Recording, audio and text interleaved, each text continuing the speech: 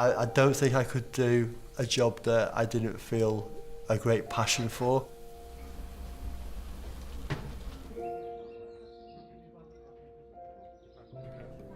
I've been a chef now for 14 years, but I've cooked all my life, partly through necessity.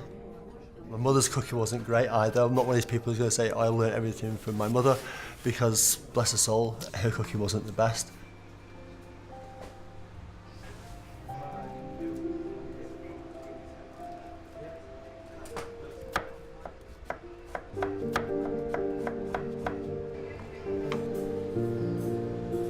I've had AA rosettes, I've been in the Michelin Guide, I've been in the Waitrose Good Food Guide, been in Hardens. There's quite a lot of different publications that I've been in for. I've also been a gold medal winner for the Salon Culinaire. I've never been one of these people that's chased awards. The awards have generally come because we've been good at what we do and consistently good at what we do.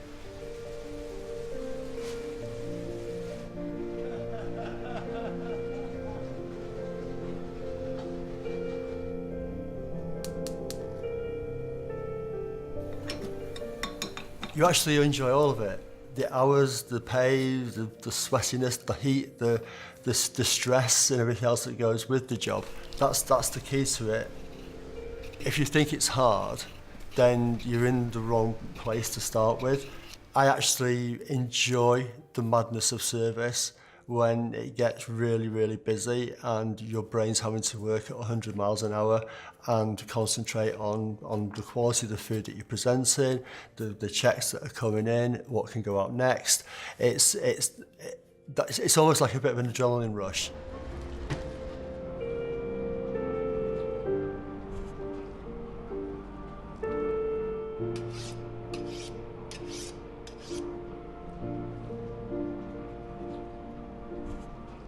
One of the great things about Birmingham is there's a really good fruit and veg and meat and fish market. So you can go down to the markets and look at the produce and see what they've got plenty of or what's right at the time.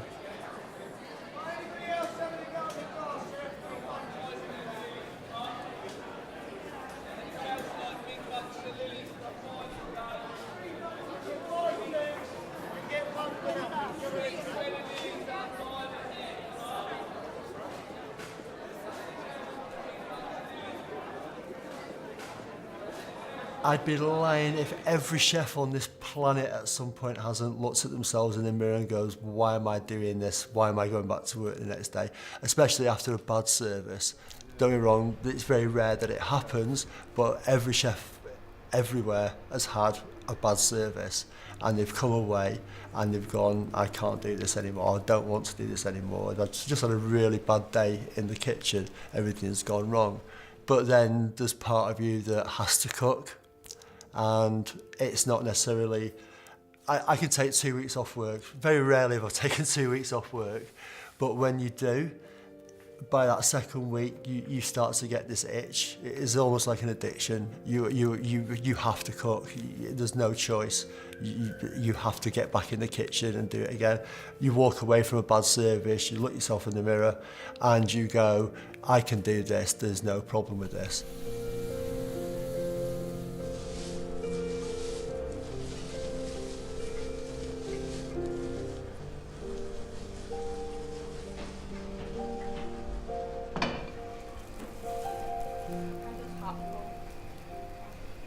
So my main advice to most chefs coming into the industry to start off with is basically shut up and listen. I'm not saying that just because someone's got 10, 15 years experience makes them better than you or more worldly wise than you. There's plenty of people I've come across in the industry who've been doing it for 20 years who still can't cook basic food. But there's a point where, as a junior chef, as a commis chef, as a demi-chef de partie, whatever, that regardless, you sometimes just have to bite your lip, put your head down, get on with the job as it's required, to the standard that's required.